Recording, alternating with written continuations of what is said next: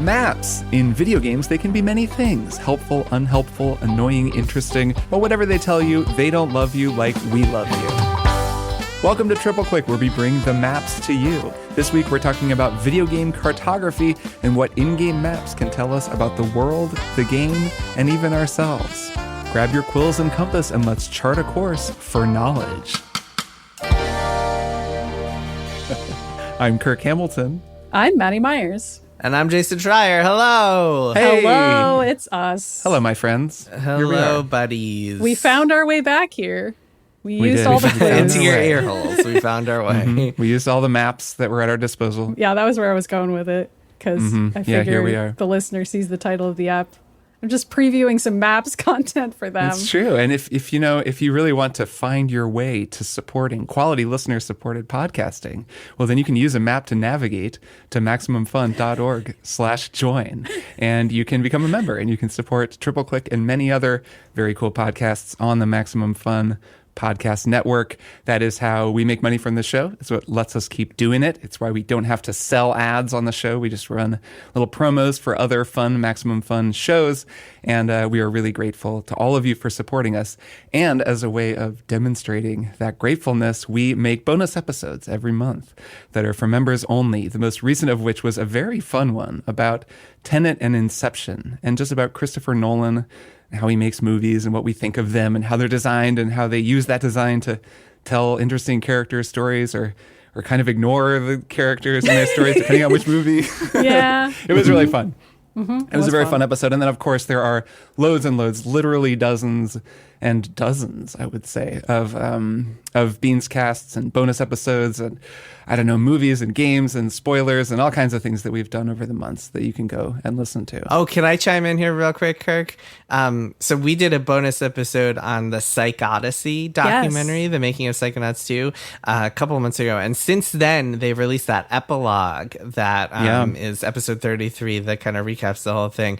We should find a time to discuss it. Maybe we'll stick it into an episode at some point where we could just talk about it a little bit because, it's pretty cool. It is. I haven't watched it yet. I haven't watched it yet, but I'd like to. I'm psyched to see it. More cool bonus content is listening to us talk about that. I think that you even mentioned in that episode that we did about Psych Odyssey, you were like, I hear they're going to release an epilogue, and we were kind of excited for it even at the time. So that'd be worth following up. Anyways, that's a really good recent bonus episode. All kinds of bonus stuff, MaximumFun.org/join. Go become a member, support our show, and get extra stuff. All right, Maddy, what are we talking about today? Today we are talking about maps in video games, and the reason for this is that I've been thinking a lot about how much I like the map in Resident Evil 2 Remake, and also the things that I don't like about it, and the things that I do and don't like about maps in games generally. So just to review the Resident Evil 2 map, it has some pretty classic video gamey elements. It's blank at first. You're filling out the map as you explore the world. And something I realized in it as I went along was that if your character sees an item on the ground or on a windowsill, it will notate it on the map, even if I, the player, didn't see that little ammo parcel or whatever it may be. And I realized slowly, I was like, oh, is this map just going to auto-populate with every item in the game? That's a little too easy. But no, it just means that Claire Redfield happened to see it as she was walking by, and I didn't see it yet. So it tells me to go back to that place and get the ammo. But it really just means that you got to really thoroughly walk around every single room to fill out the map. And rooms change colors after you've collected everything in a given area. It's really user-friendly. But then, when we talked about this a little bit on our Resident Evil 2 episode, it made me think a lot about just the idea that the game pauses when you open the map. And I realized that I don't want it to do that, even though I took advantage of it constantly. As we said on the app, every time Mr. X would show up, I would look at the map and I would plan out my entire route of running away from him and what I was going to do. But I actually think it would have been a lot more effective if the game had just kept going every time I opened the map. And if I had to frantically be looking at it and picturing Claire Redfield, like looking at a crappy scrawled out police station map in her hand that she's drawn and like running around trying to remember where everything was, that felt like it would fit the video game oeuvre a lot better.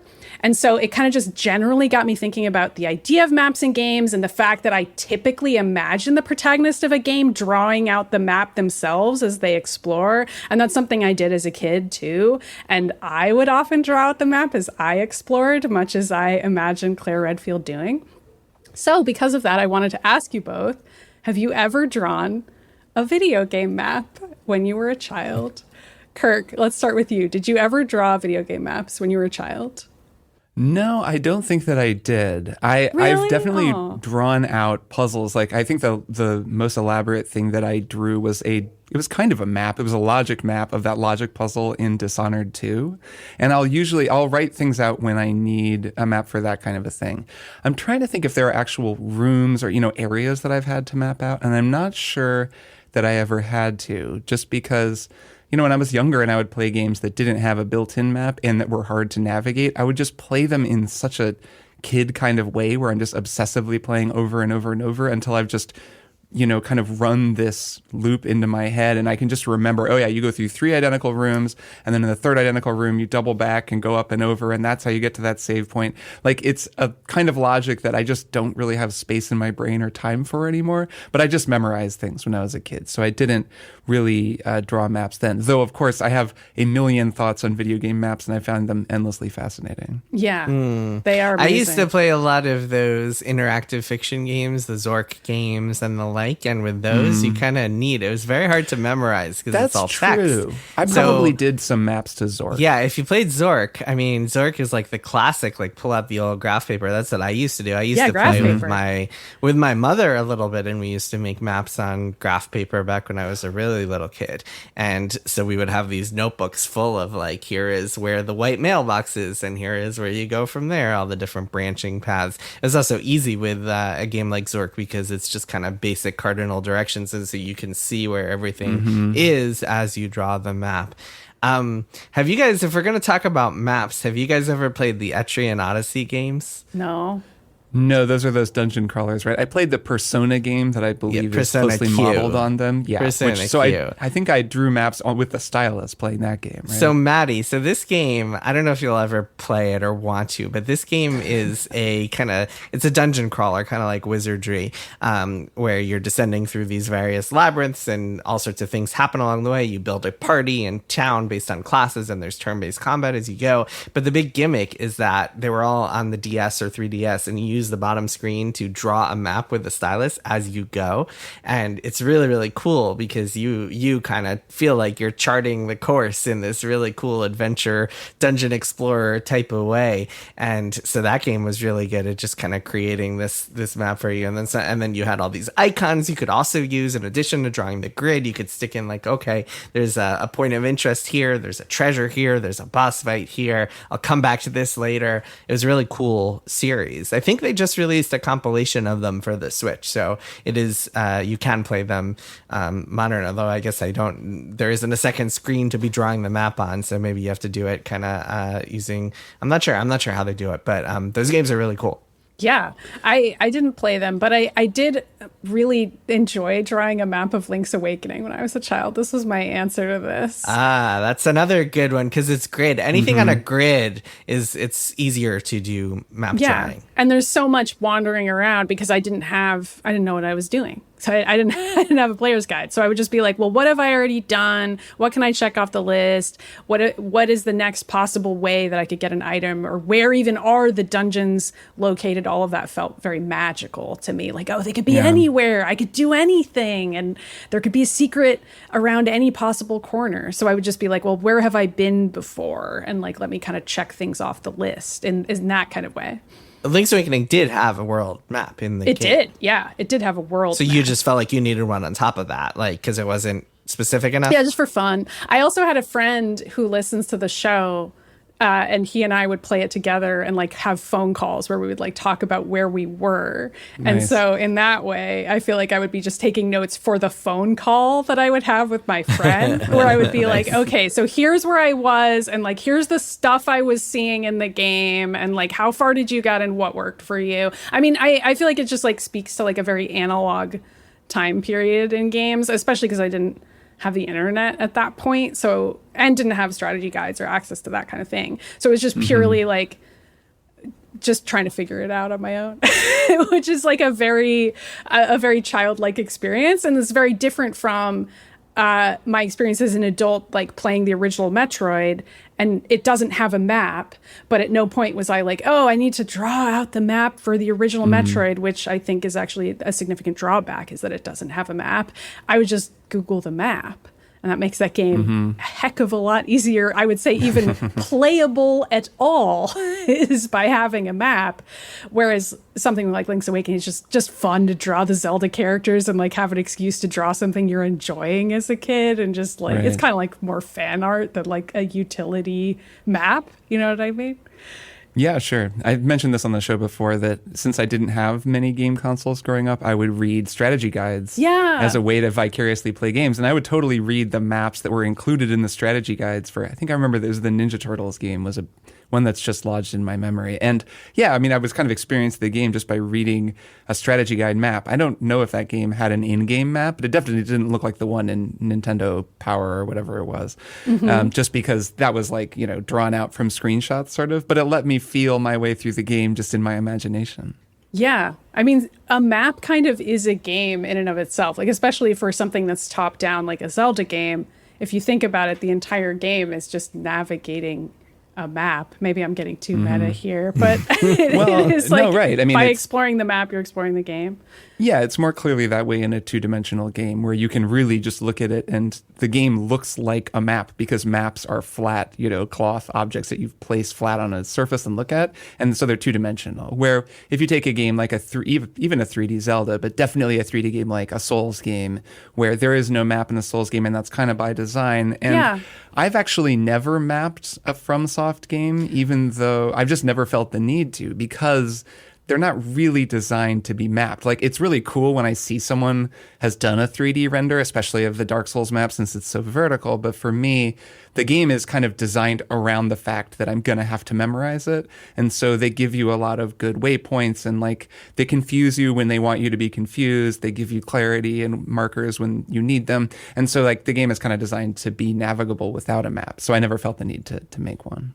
I think there's something kind of inherently human about making maps. I feel like humanity from its inception has always been like explorers. Like we as people are explorers by nature, and there's always been something romantic about, I don't know, exploring the globe and making maps, and that's a big part of history, is people setting out to do this, and questions of like which maps are legitimate, and maps Eurocentrism and so on and so forth. And in games, I feel like games are good at capturing that feeling, and there's also something really satisfying about crafting a map in a game, whether you're kind of seeing little crevices on your map that you have just explored, and like kind of 100%ing the map, seeing the entirety of the game, knowing you've seen the globe because it's all unfolding on your map. Or in the case of Elden Ring, a game whose map I think all three of us enjoy and really loved, you have a map that starts off small based on your known kind of limitations of what the world is, and it just gradually gets bigger and bigger as you realize the world is that much bigger.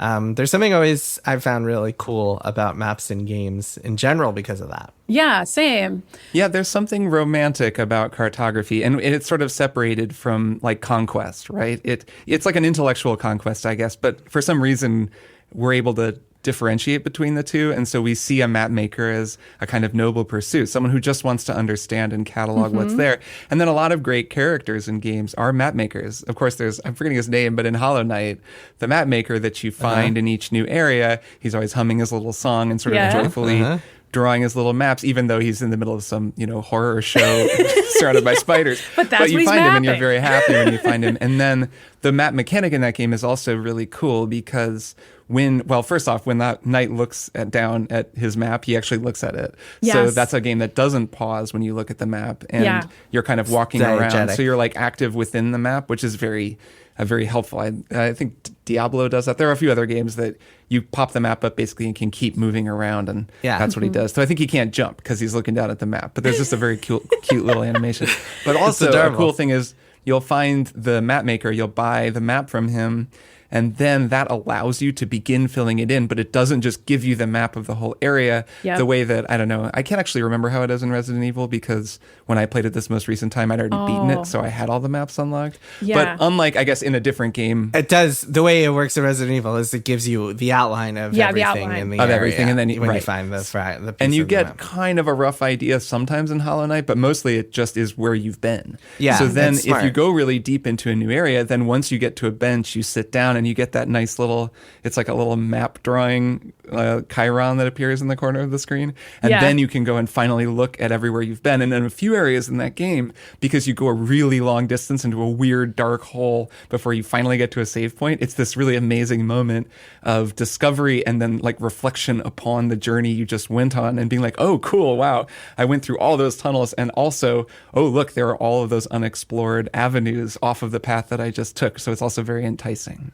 Kirk, to your point, I think the reason that we kind of we put so much, I don't know, romanticism, why we romanticize or put such nobility to the art of cartography, as opposed to conquest, I guess the reason they're kind of two fundamentally different things is because conquest is about taking control of what you find, whereas cartography is about trying to understand what you find. And I think the latter is a much more noble pursuit for obvious reasons. And scientific, right? Right. It's curiosity. It's knowledge. I mean, like, what is, I don't know, any kind of science, but drawing a map of some element of our world, right? Even if it's not a map of a space, it's a map of whatever, the periodic table of elements or of mathematical equations. It's all kind of maps. And it's also like communicating about safety and being like, there's like a river here, or like there's there a be cliff. monsters. Here there It's be like, dragons. I went here and these were all the things I discovered, and these are some places you might want to go that have berries, and these are some places that might kill you. I mean, there's like kind of a community minded benefit to making a map also.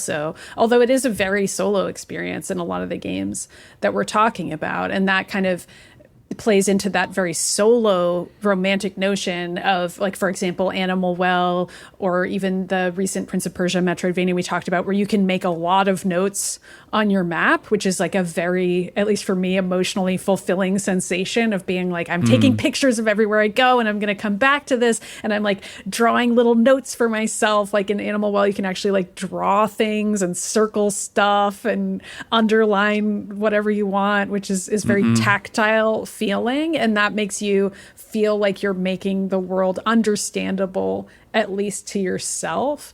And that just, I don't know, it's a very comforting way of engaging with something that is a previously hostile world, a world that's specifically designed to be hostile to you, and you're like, no, it's fine, I got this.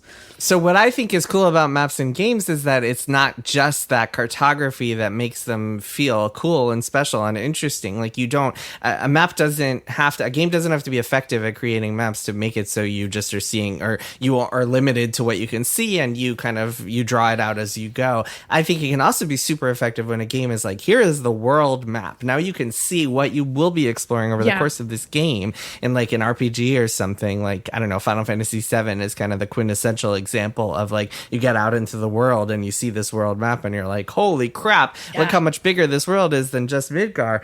I think that can be really romantic too, because it's kind of like you are given access to this knowledge maybe that other people have granted you because they've mapped out the world, and now you get to see what you will get to go and explore. I think both ways can be effective. And to get back to Resident Evil 2, I think it can also be really cool to see like an outline of, here's what this floor looks like. You are going to be going to these places now. Try to figure out what's in them. Try to see them. Try to find them all. Yep. And try to figure out how to even get to them is like part of the challenge. And the fun of it is just being like, okay, I kind of know where I'm going, but I don't know how I'm going to get there. And even a world map technically is that sensation. And a lot of times when I'm looking at a world map, I am feeling that excitement that you're describing, but I'm also like, am I really going to get to go to all those places? And then that sense of mystery is you're part of what's cynical. You're questioning the game. Cynical, but also I'm like, gaslighting you? what am I going to do? Like that's part of games. You're going to get an airship, knowing man. How big it really is. And that can also be like a sense of dread. Like I remember way back when we were playing Elden Ring for the first time, talking about like, oh, and then the map was even bigger. And then it turned out that I had like this whole other part of the game I had to get to. And I thought I was almost done. Like there can be parts of unlocking a map that feel bad because you're just like, I don't care anymore. I mean, but that can also be a clever mechanic. So Final Fantasy IV, another Final Fantasy game, is it shows you see the world map and you see where you're going to be going, and you get to a point where you're like, wait, I've kind of seen everything here, but it doesn't really feel like the game is done. And then you get to another map and it's like, oh, there's an entire underground section. Yep. Oh, there's a third map on the moon. Oh, this game is not even close to done yet. I think that can be a cool, exciting feeling if the game hasn't worn out its welcome yet. Of course. The way that I think Elden Ring did for some people by the time you got to the mountaintop of the giants. Yes. And you're like, oh, come on. Like, I've already played 100 hours. Yeah, it's a really different approach that Elden Ring took, especially base Elden Ring. It's actually a different approach that base Elden Ring took compared to Shadow of the Erdtree, which does a little bit more of that misdirection where you're suddenly underground, under an area, and you're finding a whole new area, and you're like, oh my gosh, there's a whole area under here. I was kind of going by the logic of base Elden Ring map where I pretty much what you see is what you get and not realizing this. But it is a really different approach to unveil the map the way that Elden Ring did versus something like, I'm actually thinking of Skyrim, which has a really, really cool world map and a notoriously terrible dungeon map, if you remember how the maps work in that game, where the world map is really cool. It's this kind of freestanding graphical, like it looks like it's 3D graphics. So you can see the mountains, you can kind of see everything drawn out, but I don't think it's actually in engine. It isn't like the camera zooms out because I don't think that engine can do that. I think it's its own thing. It's just the topography of the world. It's the topography, but it is in kind of 3D and it moves in a kind of interesting way. And it gives you a sense of sort of, where each major biome is on that map. And you see it pretty early, if memory serves. It's like kind of just there for you. And then you realize like, oh, cool. The forest is over there. I'm going to go over there. The plains are over there. Oh, there's like the frozen north up there. And there's that city up there. And a couple of cities are marked, but other ones aren't. Compared to Elden Ring, which just shows you like full-sized map of the tiny little area of Limgrave where you start, which then I think most people had that experience, especially when it first came out, of being like, oh, okay, cool. I've got a handle on how big this game is. And then the first time you unlock something, and then especially like Liurnia, that second big area, the just point of view zooms out and the whole context changes and you realize like, oh God. So we could just keep zooming out 10 more times and this map could get way bigger, which is a really different feeling of discovery and exploration. At the time, it was really exciting, but it's a very different feeling than just seeing the whole map like you would in a Final Fantasy or in Skyrim and knowing like, okay, there's a lot of cool stuff there. I can kind of see where the areas are, but I'm not totally sure where everything is yet. So there are also, I think, and Maddy, to your point earlier about like not knowing where to go or something, I think of a lot of JRPG world maps. A lot of times the world is separated into continents, and maybe you've spent most of the entire game so far on one continent, and there's kind of a hint that you'll get to the next continent at some point, and then you kind of have to wonder, how am I going to get there? Am I going to be teleported there? Will there be a boat? Will there be an airship? Will there be a flying balloon? It's a cool feeling to know, like, all right, things are really going to hit the fan when I get to that next continent. That's something the Monkey Island games do really well, where at least, especially the first one I'm most familiar with, but actually they do it in the sequel as well, where you start on one island and you spend a long time messing around on that island, and then you shift to a new map and then a new map, and you're kind of always being introduced to these new areas. And it's very enticing because you're like, oh, cool. That means there can always be a new place. Like I could always wind up in a new place with a new map. So Monkey Island, that actually brings us to an interesting point about maps, which is that maps can also be used for gameplay. And so Monkey Island is a good one. The Curse of Monkey Island, the third game, you get to a point where you are sailing and you kind of see this boat on what looks like kind of a metaphorical map. It's like a literal map, and there are like little "here be monsters" notes in the corners and stuff like that. But you're sailing Guybrush, and then you see these little ships that can come at you as you're going, and then it gets into combat, and so you can either avoid them or run into them while you're on the map. There are a lot of games that play around with mechanics while you're exploring and use a map as the battleground or the platform for which you will be using these mechanics, whether it's fights or, I don't know, different kind of platforming or traversal mechanics as you go. Another just kind of fun way to play around with maps. Video games have been exploring maps in all sorts of interesting ways over the years. Yeah, It's also made me realize how much maps contribute to my own sense of anticipation about a game and in discussing this, because obviously the world map in an Elden Ring or in an RPG, it's excitement is what they're trying to evoke. Ideally, you're not tired of the game and you won't be anytime soon. So just seeing more and more areas to explore, you're like, oh my God, the world is so big. I had no idea how big it was going to be. And you're just feeling excited, as opposed to how effective they can be in a more horror setting, or even I would put Metroid games in this category because a lot of them have kind of a horror element since they're inspired by Alien, where the fact that the map is mostly dark, or in the case of Metroid, it is dark until you explore it. And in Hollow Knight, it's very similar, where it's kind of spooky, where you're like, I literally do not know what is around this corner until I discover it. And I might be discovering something really bad. Like, you don't know you're going to enter the sewers in Resident Evil 2 until suddenly you do. And then you're like, great, there's a freaking map here. Like, now I have to be here. Like, this is going to be a place I'm in. Like, that can be like a way of building dread or surprising the player in the way that a horror game can like jump scare you by being like, surprise, this is the place you're in now. That just like is a fun storytelling maneuver that can be played out in the form of a map, which is neat.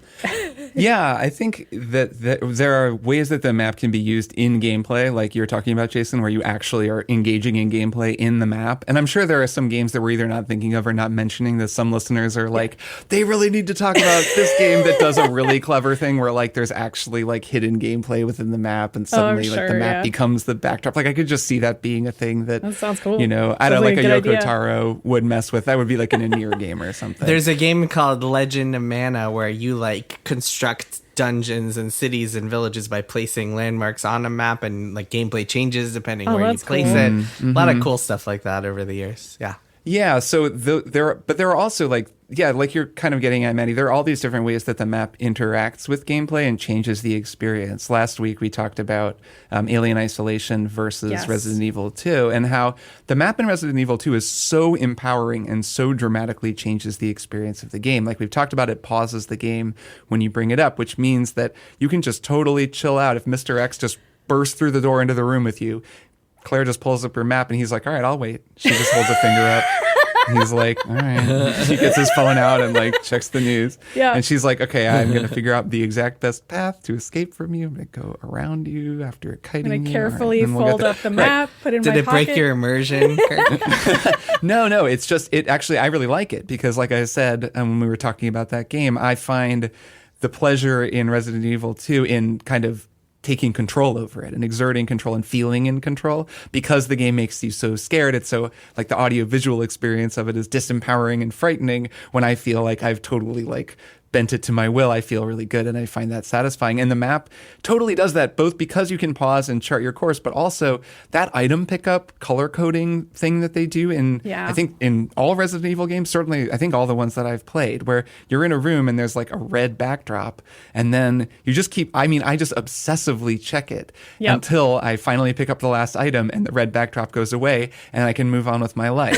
And that is very empowering. Like it gives me the ability to feel that I completely got every single item, but I'm not sure that I love it. I think that it leads me to play in a sort of obsessive way that actually does mess with the flow of the experience for me a little bit, where I think one thing that might actually help it would just be if a little sound played when you picked up the last item, rather than you have to check the map over and over. Because once I'm in like the STARS office, I don't actually need to be looking at the map to know where to go in the room. It's a small room. So instead I'm just like, okay, here's a flash grenade. And then I'm like, look at the map to see if I got everything. Nope, didn't get everything yet. Let's just push up against every wall and like, oh, there's a green herb. Okay, I got it. And then I check the map again. And like, if it just was like ding, or there was just a little flash or some gentle thing that just told me, okay, you did it. You got all the items. You can move on with your life. I think I would find that better. And So there's like a little bit of implementation in that map idea that I think just it causes me to check the map a little too often. Or maybe, Kirk, the game is implicitly telling you not to be such a completionist and to just move on with your life without having to collect every single item. I think it's pushing you toward the completionist. I think it encourages it. And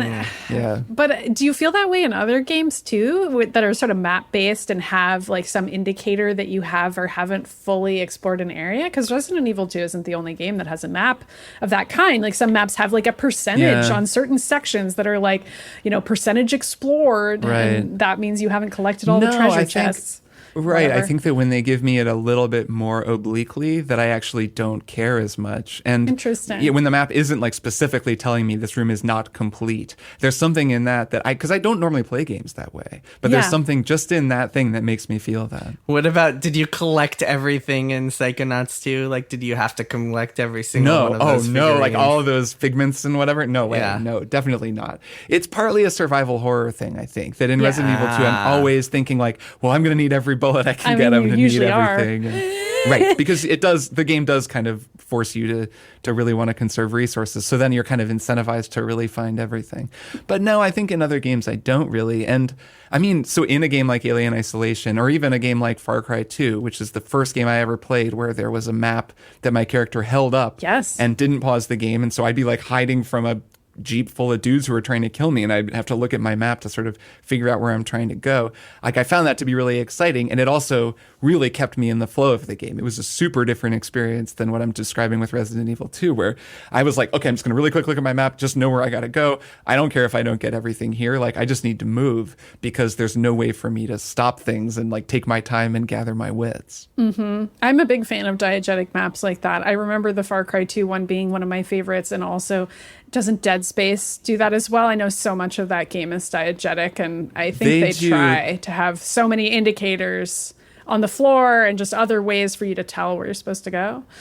So the way that Dead Space works is there's no map, but Isaac's suit has a like waypoint marker. So you'll press a button and he like fires off a waypoint that then like snakes ahead of you and shows where you're supposed to go. Really cool idea. And there might be like occasionally times where you see a map, like maybe on the wall or something. But as far as I can remember, I'm pretty sure about this. You're not carrying a map around or projecting one up and looking at it. So can we talk about what's on maps? Because I feel like what is on a map can make the difference between me enjoying a game and hating it, or at least enjoying, that or is at true. least thinking a game is okay and a game is great.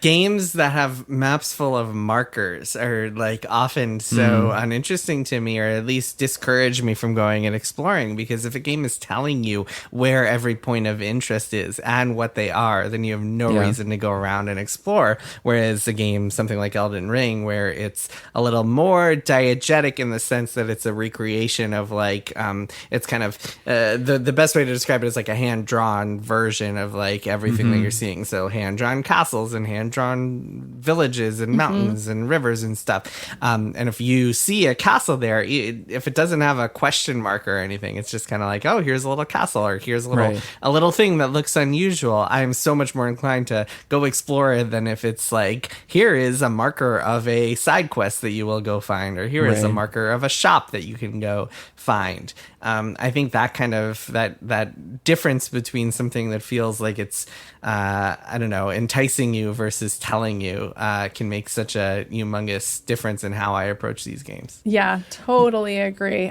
When Kirk was talking before about his completionist tendencies in RE2, I was thinking of the way that certain Assassin's Creeds in the open world era have also made me feel that way, and I dislike that feeling, and it's entirely because of the way that the map is set up.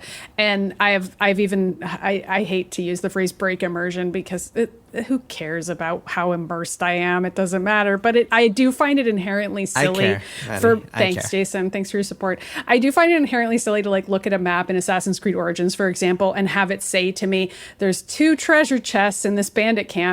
I'm like, how does Bayek know that? Like, he hasn't gone in there yet. How does he know there's 2 treasure chests in there? Like, what is... So this is kind of a game design thing, since I'm not sure about Origins, but recent Assassin's Creed games have had a compass and not a map. Yes. It's just that when you're in an area, it is still imparting map information to you in the HUD by saying there are 2 treasure chests here. Right, You have killed 1 high-value target, and you kind of get into that Ubisoft checklist mindset. Yeah, and I guess you have a magical hawk who's flying around, and maybe they know where the treasure chests Well, and the hawk, are. it's a little like a map when you look down from the hawk. Well, yeah. you do. Well, that's the gameplay. Yeah, You use it just can't. yeah. I'm talking more, when I talk about the icons annoying me, I'm talking Yeah. more about like I get to a new continent and it immediately, or you know, It's what's all of a a good piece. example is like Horizon, where Yeah, you get Horizon to is what I was an area thinking of. and maybe you unlock the tower, and then you just see icons everywhere, and you're They're kind of like, question there's marks. no point, right? There's no point with me exploring a ton because I kind of know where everything's gonna be, and so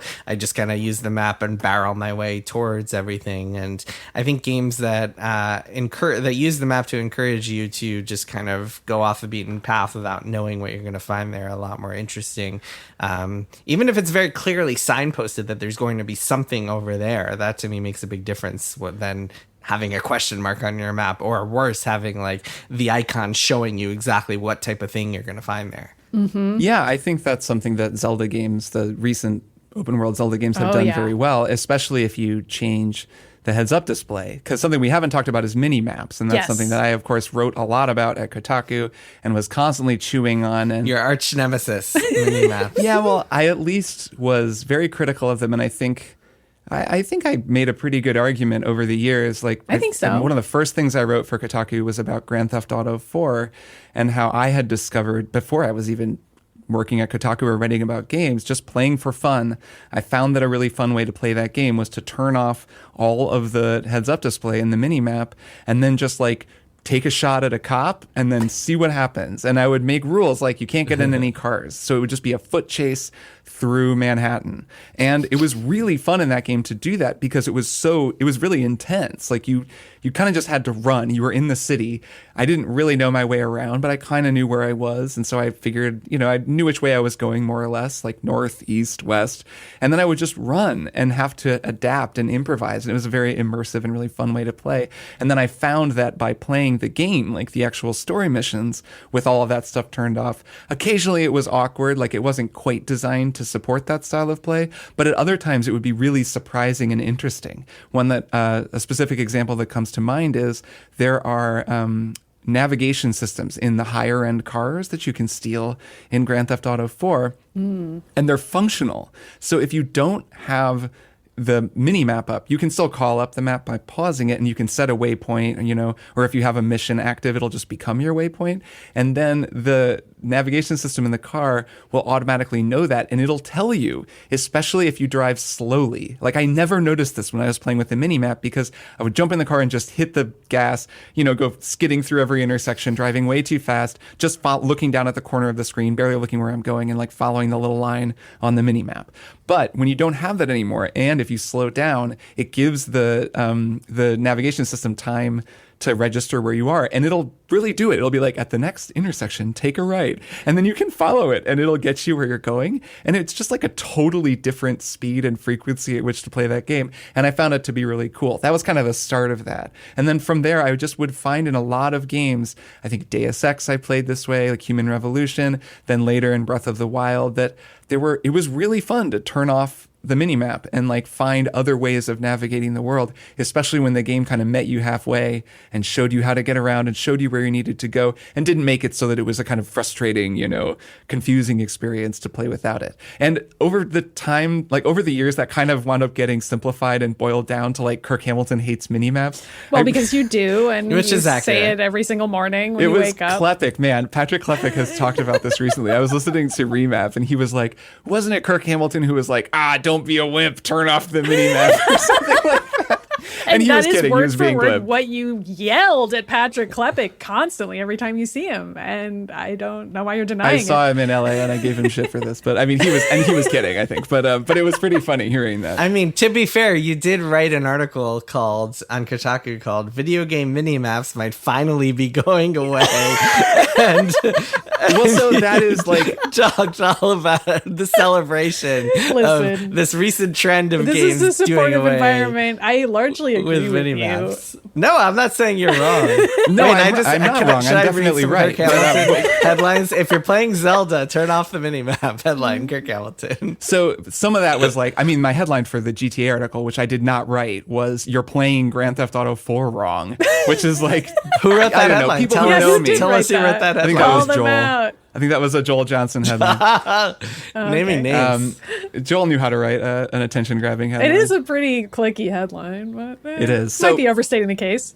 That's a terrible headline. To clearly explain where I'm coming from here, though, like saying that they're finally going away was me saying video game designers are finally learning how to make a game world navigable without needing you to be looking at a little circle in the corner of the screen. Yeah. Like, and that is a very important distinction that I do think is worth making, that I've had to make many times when people will say to me, like, I don't find games playable if you do what you're saying and play in a weird, hardcore, unintended way of turning off the minimap. And I'm like, yeah, of course, that's fine. Like, it totally makes sense. Some of them the game aren't wasn't playable really designed to be played this way. Yeah. The Witcher 3 is a great example of a game where I have to install mods to play it without the minimap. You can install mods that give you like on-screen waypoints, and they're great because they get your eyes up onto the screen. But if you don't have those mods and you just make the minimap go away, like if you're playing on console, that game world is really hard to navigate without a minimap. It's just like you have to get to the top of a hill, but it's actually kind of weirdly not clear how to get there because there are only certain paths that go there. So like that's a good example of a game that is just not really designed to be played without the minimap, which is too bad because the world is like beautiful. And if you do mod it, it's like I think a much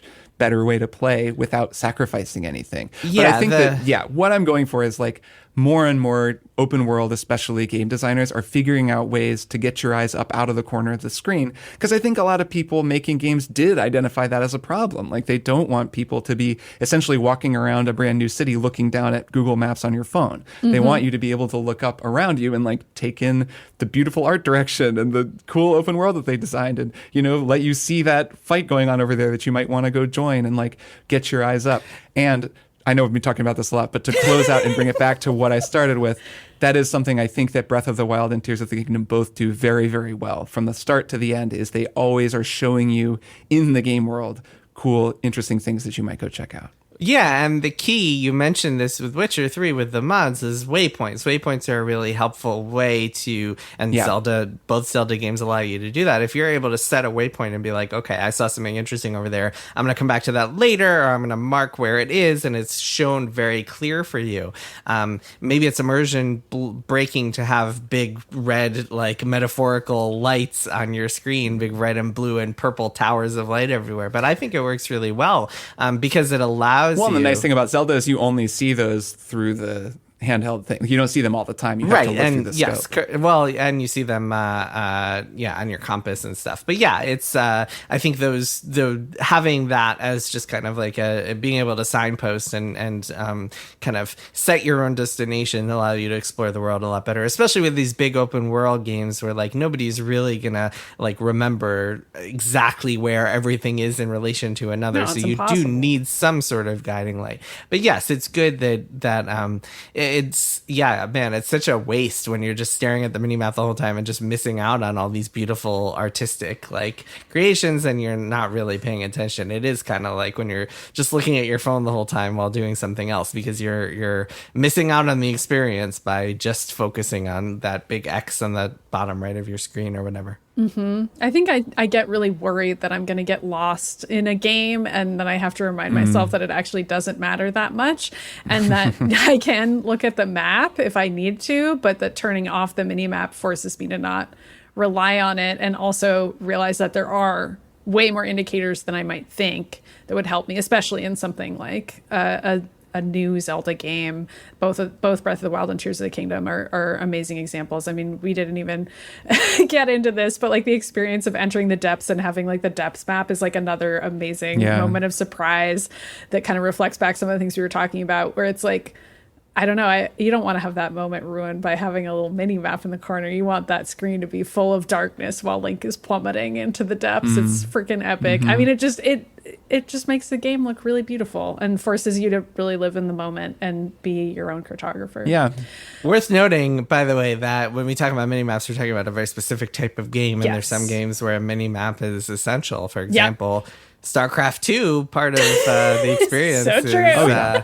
if you're playing StarCraft 2, you need to be constantly looking at your Completely, mini map for like, yeah. oh my god, Definitely. their enemy is Very approaching, and helpful. so on and so forth. Well, and even in Tears of the Kingdom, I played a lot of that game with the mini map turned Yeah. on, just because I found the information that it gave to be useful. And yeah, I mean, it's something I always have to like reiterate, but it really depends, and it can even be something where at different parts of the game you want that information or you don't, depending on how you're playing.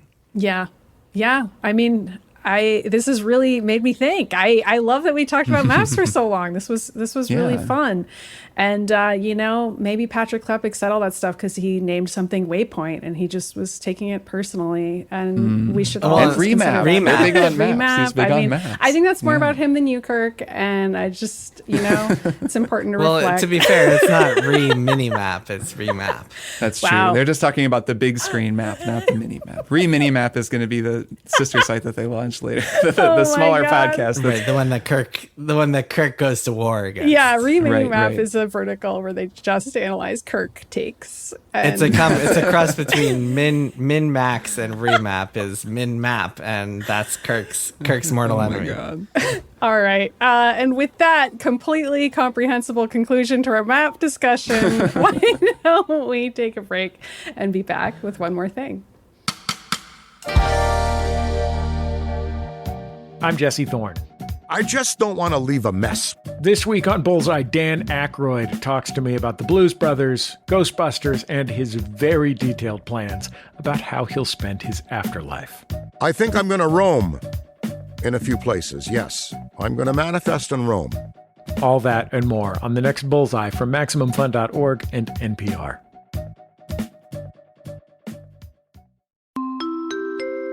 Hello, teachers and faculty. This is Janet Varney. I'm here to remind you that listening to my podcast, The JV Club with Janet Varney, is part of the curriculum for the school year. Learning about the teenage years of such guests as Allison Brie, Vicki Peterson, John Hodgman, and so many more is a valuable and enriching experience.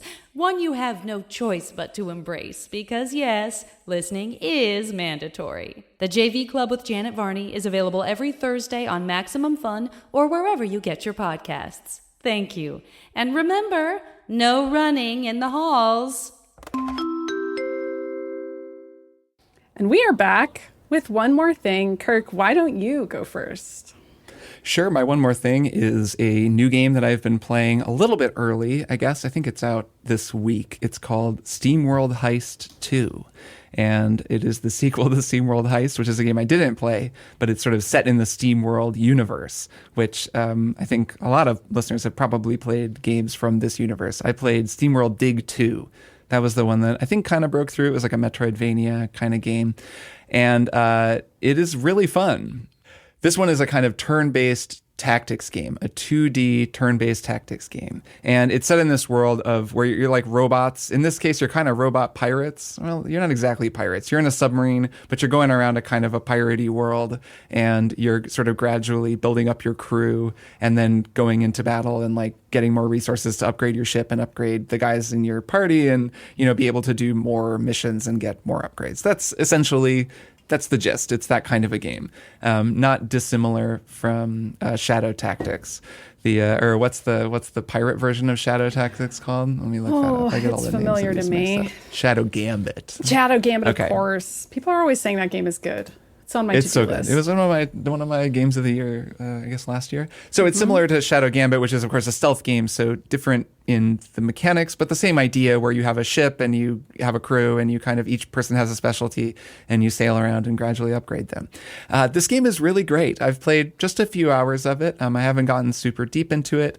It's kind of a hot time for indie turn-based strategy games because we've got Tactical Breach Wizards, which I talked about a little while ago, is coming out soon, and also Demon School, which looks really cool. A kind of a Persona riff is coming out soon, and that's also another kind of tactical combat game. Those games both had demos during Next Fest.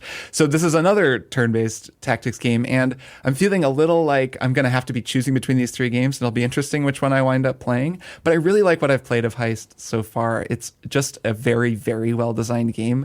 Like all of these are, they're made by Thunderful Development, which is part of Thunderful Group. It's a Swedish game development kind of conglomerate. And it's a little unclear to me, like, who makes which of these Steamworld games. I think they have different teams on different ones. And there are a bunch of other Steamworld games that I haven't played. I know Dig and Heist are kind of the most, they're the two genres of game that I play, but there are other ones as well.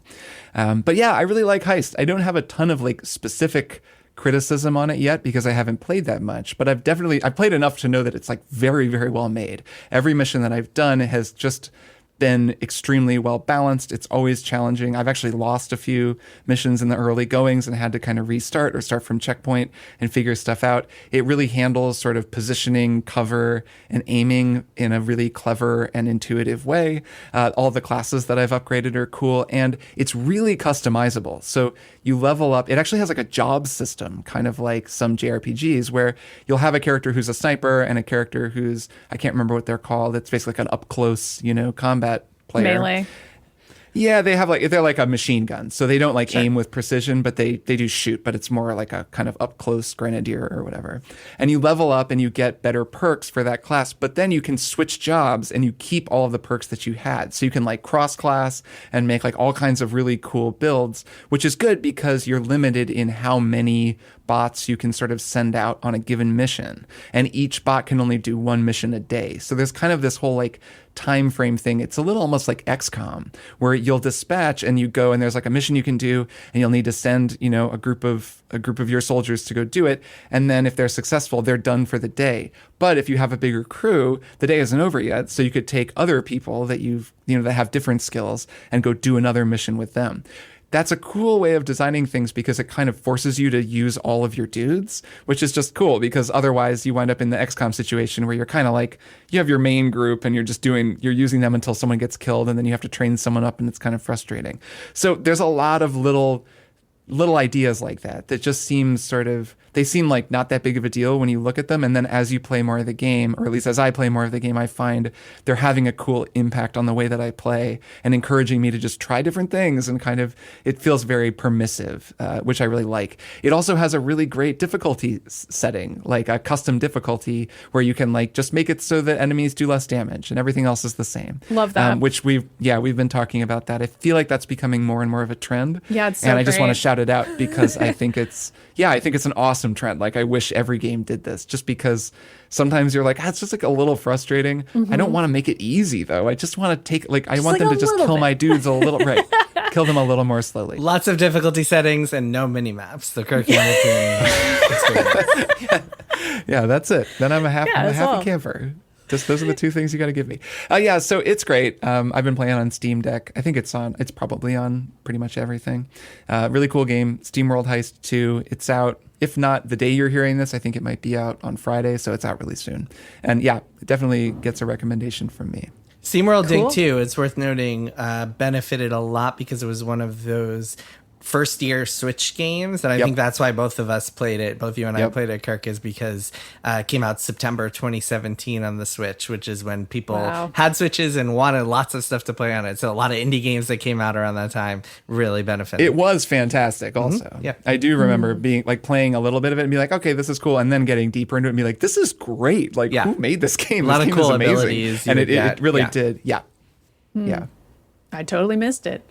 Well, I'll go next. So we watched a movie this week that I thought was really, really cool and that I had never heard anybody talk about before for some reason. It's called Dream Scenario, and it stars Nick Cage. Yeah. And it's an A24 Productions film. And for some people, that might just be all the information that you need in order to know that you would want to check it out. And that's kind of true of me. Like, we watched part of the trailer and I was like, this looks really weird and good. And I'm in. I'm ready to watch Nick Cage be really strange for 2 hours of my life. But I'll say the premise anyway. So Nick Cage plays basically like the most boring man in the universe, just like a totally ineffectual college professor. He like wears this huge winter coat everywhere he goes. He's like much like me in middle school, like as though I was trying to like not be noticed by any other person in the world because I just was like, why do I even exist? Like he's just exuding that energy all the time. But this is a sci-fi kind of like magic movie. And so the premise of it is that other people in his life and just other random people in the world start seeing him in their dreams. But but he's not doing anything in the dream. Like they'll be having some wild experience, or like somebody will be trying to kill them, or like something exciting will be happening to them, and he'll just be standing there doing absolutely nothing, or actively not helping and being ineffectual. And so this sort of science fiction thing happens where like people in the world realize that they're seeing this guy in their dreams, and he goes viral and he gets kind of famous, but he starts being kind of driven a little bad by it. And he's like, why am I so ineffectual in people's dreams? And then that sort of kicks off more and more science fiction premises where just like the gap between real life and dream life is increasingly blurred. It's also... It's a comedy. It is described as comedy horror, but I would say it's like 95% comedy, maybe 5% horror. So if you're a little scared of horror movies, it's not even close to as scary as Mr. X. Everybody who listens to this show knows I have like a pretty, I get pretty scared of things, even though I really enjoy horror. This movie is not that scary. It's more like a psychological kind of a horror where you're like, if I was suddenly appearing in everyone's dreams and everyone knew who I was, but also had bad opinions of me, that would be very weird and uncanny and would like affect the way I exist in the world. So it makes you think about that. But it's really funny. Like, there's a lot of just really weird things that happen in the movie. Like, at one point, Michael Cera plays a guy who becomes, like, Nick Cage's character's agent because he is becoming that famous. And Michael Cera's impression of, like, that kind of slimy agent is so funny and made me be like, I'm sure Michael Cera's met, like, 2,000 of these guys and is just relishing the opportunity to play this specific kind of slimy guy. And I don't know, it's a really weird movie and we loved it. So I recommend it. It's called Dream Scenario. If you like a Nick Cage comedy, you should check it out. All right, Jason, it's all you. All right, my one more thing is a book called Red Dead's History by Tore C. Olsson. And this is an interesting book. It comes out this week. I got an early copy from Tore and the publisher. And it's a book that kind of explores U.S. history using Red Dead 2 as a springboard to be like, hey, here's this scenario in Red Dead 2. Here's what's accurate. Here's what's not. We're going to get into this a little bit, which is a really cool. Interesting way to approach history. Yeah. So he'll go through various topics. And so like there are a lot of really kind of multifaceted ways that Red Dead 2 explores history. For example, he'll get into...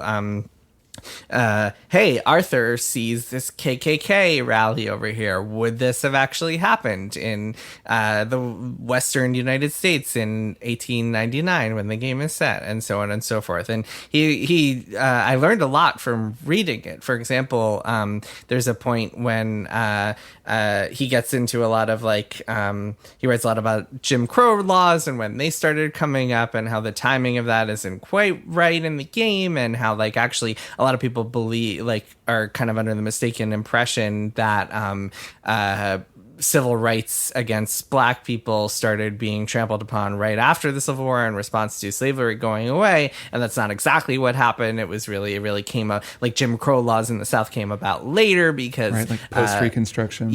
Because there was this worry about worker class black people and white people banding together, and therefore race was used to stoke divisions, and kind of some interesting history repeats itself there. But I think that there's a lot of interesting stuff in here. Another thing, there was a lot of exploration in the book about this statue that is in the game's version of New Orleans. What's the city called again? Maine or something? New Marais, I think. Something that's the New Orleans, essentially. And New Marais is infamous. Sorry. Go ahead. Saint Denis. And Saint Denis. How, and there's the statue, and it's this old looking Confederate hero statue. And Olsson writes in the book about how they might have erected a Confederate statue at this point, but it wouldn't have been old because people only started kind of creating this heroism, this heroic depiction of Confederate leaders later on. And he gets into a lot of really interesting stuff like that. And I found it really interesting. It's also a pretty short book, so it's an easy read. It's only 200 pages or so. I can't imagine that anyone will want to read it if they haven't played Red Dead 2, because the book very much is here's what happens in the game and here's the depiction of that. But still, it's a really interesting way to explore history and get into what gangs were actually like in the Wild West, and what historical, the actual history and how it's translated in Red Dead.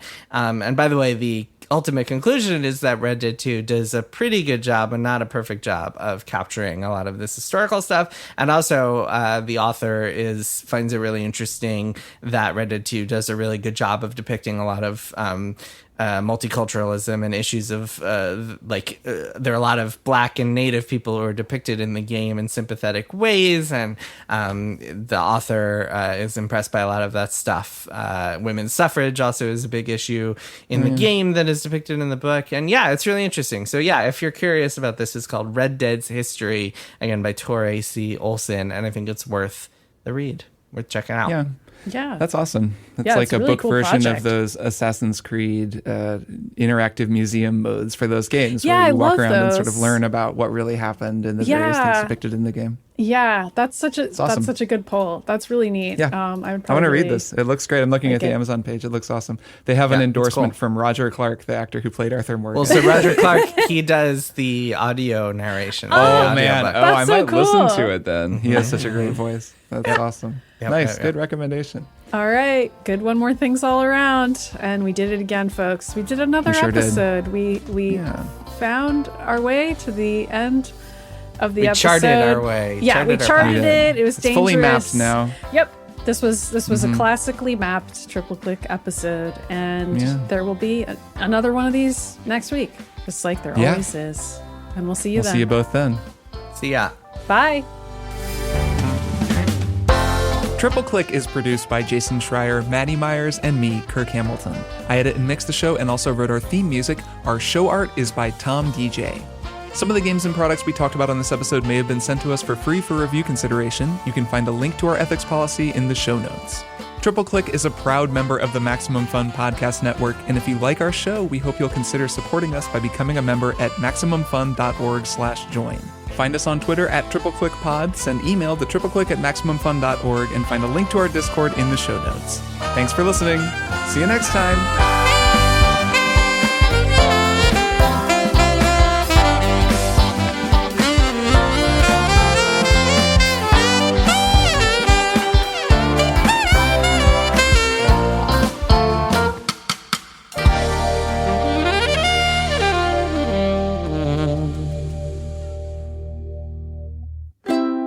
Maximum Fun, a worker-owned network of artist-owned shows. Supported directly by you.